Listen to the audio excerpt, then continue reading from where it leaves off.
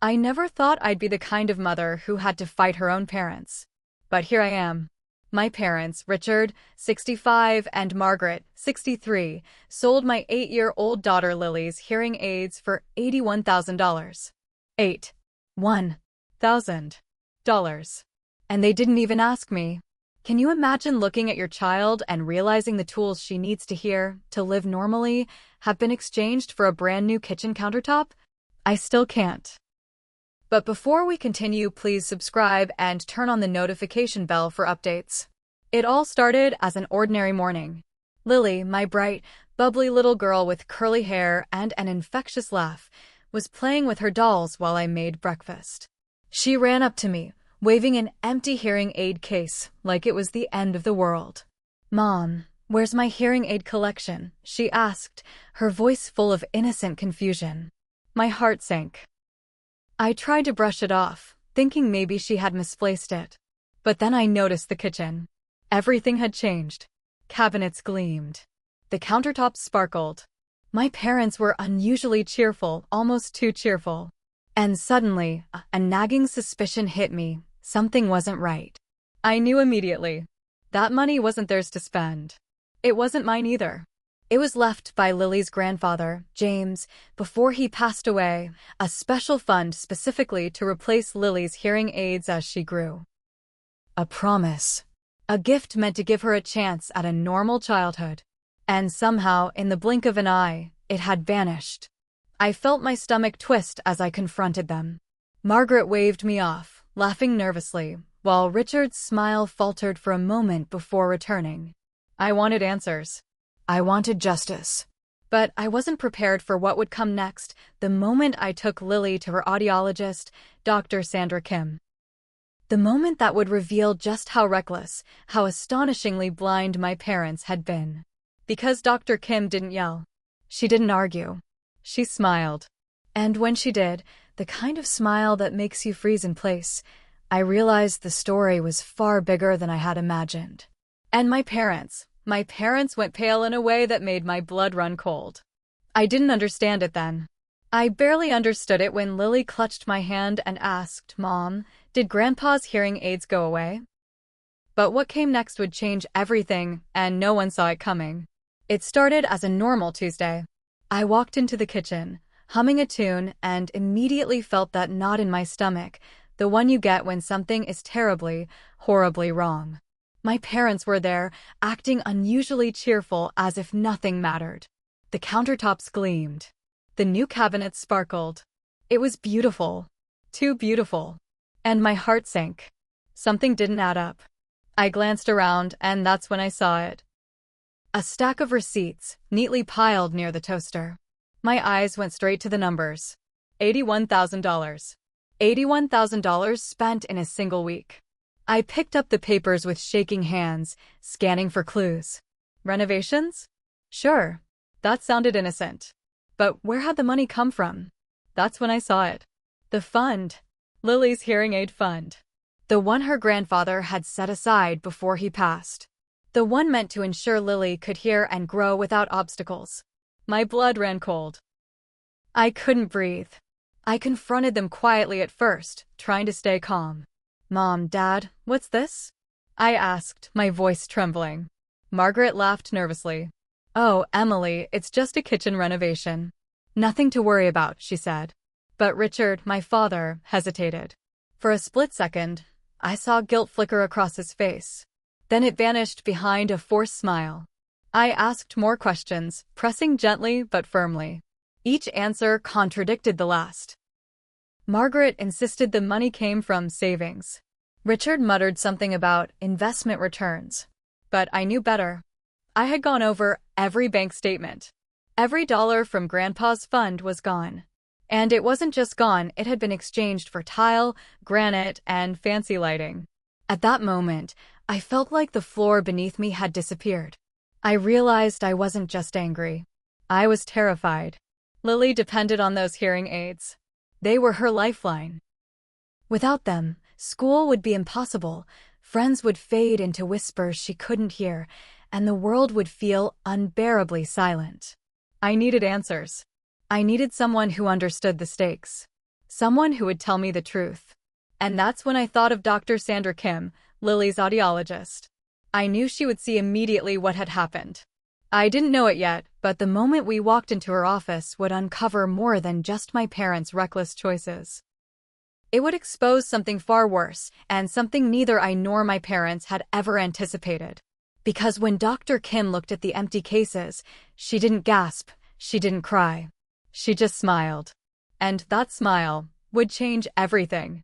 When we walked into Dr. Sandra Kim's office, Lily clutched my hand tightly, her small fingers trembling. I tried to appear calm, but inside I was a storm of panic and disbelief. "Dr. Kim," I started, my voice shaking, "something's wrong." "My parents. They sold Lily's hearing aids." Dr. Kim, 42, looked up from her notes. Her eyes were sharp, instantly assessing the situation. She didn't yell. She didn't gasp. She just tilted her head slightly, that subtle, knowing smile creeping onto her face. And in that moment, I realized she knew something I didn't. I placed the empty cases on her desk. Lily's favorite pink one, her blue one with stickers she loved, even the special prototype her grandfather had insisted on purchasing. All gone. "They're gone," I whispered, my throat tight. Dr. Kim leaned in, examining the cases, and then she did something strange. She smiled wider, almost knowingly, like she was about to reveal a secret that no one could prepare me for. "Emily," she said softly, "these weren't just ordinary hearing aids. They were something else." My heart stopped. "Something else?" I asked, panic rising. "What do you mean?" She explained that these hearing aids were custom, state-of-the-art prototypes. Far beyond what any standard hearing aid could do. Some were experimental, some rare enough that only a handful existed worldwide. Lily's grandfather wanted the best for her, Dr. Kim said quietly. He ensured she had devices no one else could get. They weren't just tools. They were treasures. I felt my knees weaken. $81,000? My parents spent it on a kitchen. And they had no idea the true value of what they sold. And worse. I began to understand the tension in Dr. Kim's smile. She wasn't angry. She wasn't shocked. She was amused in a terrifying way because my parents had unknowingly destroyed something priceless. I looked back at my parents, who were standing frozen behind me, and their faces went pale the moment Dr. Kim mentioned the true nature of the hearing aids. Panic flickered across their eyes. Suddenly, the weight of betrayal became tangible, not just the financial loss, but the irreversible loss of something my daughter would never get back. And then Dr. Kim dropped the bombshell, leaning closer, her voice barely above a whisper. The value of these hearing aids is far more than $81,000. Much more. I froze. I couldn't move. I couldn't breathe. And as I looked at my parents' faces, drained of color, I knew one thing for certain. This story wasn't over. Not by a long shot. Because what came next, the paperwork, the invoices, the final truth, would make everything I thought I knew about my family irrelevant. I still remember the moment Dr. Kim handed me the paperwork. It was just a thin stack of printed invoices and technical notes, but my hands shook as I held it. Lily sat on the exam chair, swinging her legs, oblivious to the storm unfolding around her. I flipped through the papers, each page more horrifying than the last. The hearing aids my parents had sold weren't just rare, they were irreplaceable prototypes, some custom-built with experimental technology that could have changed Lily's hearing experience forever. Dr. Kim explained each one carefully. One was designed to adapt in real time to classroom noise, another could mimic sounds in three-dimensional space, and a third, the crown jewel, was a model limited to only 2 other children worldwide. My stomach twisted. They weren't just expensive. They were priceless. I looked up at Richard and Margaret. Their faces were pale, drained, like the color had been sucked from the room. For the first time, I saw true panic in their eyes. They hadn't just made a mistake. They had sold something that could never be replaced, something my daughter's grandfather had fought to provide. And they hadn't realized the full scale of their recklessness until now. I thought about Lily, her bright smile, the way she laughed at the birds outside the window, completely unaware that her lifeline had been bartered away for kitchen tiles and granite countertops. I felt fury, grief, and disbelief all at once. How could people who claim to love us make such a monumental misjudgment? Dr. Kim looked at me, her tone calm but firm. Emily, the market value of these devices, it's not $81,000. Not even close. Collectors, researchers, and tech companies would pay over $250,000 for this collection today. Your parents spent a fortune and didn't even know what they had. The irony cut me deeper than I expected. They thought they were renovating a kitchen. They were erasing a legacy. The betrayal wasn't just financial. It was emotional, symbolic, and permanent. Lily would never get the exact devices her grandfather intended. And then, as if the universe weren't done tormenting me yet, I noticed something at the bottom of the paperwork, a letter from the original manufacturer addressed to my daughter. It outlined one last device, never delivered, that would have completed her collection.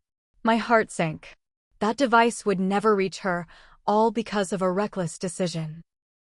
I turned to my parents, feeling a mix of anger and incredulity. "Do you even realize what you've done?" I asked. They didn't answer. Their silence was louder than words. And in that silence, I realized one truth. Nothing would ever be the same. Not the hearing aids, not my parents, not even Lily's world. Because once trust is broken, it cannot be replaced, not even for $250,000. I sat on the edge of Lily's bed that night, her small hand in mine, trying to make sense of everything. The day had been a whirlwind of shock, betrayal, and impossible revelations. My parents had sold her hearing aids, not just ordinary ones, but a collection worth over $250,000, designed specifically for her, a gift from her grandfather meant to give her a life with sound, connection, and opportunity.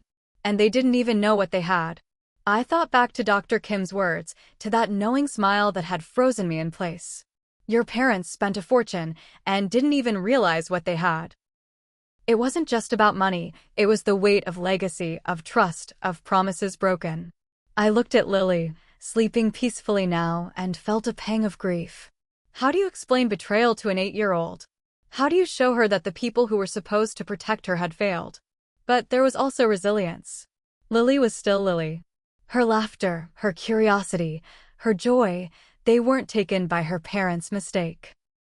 I realized then that the true value of those hearing aids wasn't just in dollars or technology. It was in what we could do moving forward. Advocacy. Awareness. Protecting what truly matters. I had to ensure Lily still had access to the tools she needed, even if they weren't the ones her grandfather had intended. I had to fight harder than ever. I called my parents later that evening. Their silence was deafening. No apologies, no justifications. Just the faint awareness of the devastation they had caused. And I knew in that moment that trust once shattered doesn't simply mend, it lingers in the cracks of every interaction thereafter. So now, as I sit here sharing this story, I ask you, how far would you go to protect your child? Would you notice the warning signs before it's too late? And perhaps most importantly, would you be ready to confront the people you love when they betray that trust? I can't undo what my parents did. I can't bring back the exact hearing aids Lily was meant to have. But I can ensure she still hears, still thrives, and still knows that, even in the face of betrayal, her mother will fight for her. And maybe that's the lesson we all need to hear. Love isn't always enough. Sometimes, vigilance is what keeps those we cherish safe. Because at the end of the day, it's not just about hearing aids. It's about listening. To each other, to promises, and to the consequences of actions we think will never matter until they do.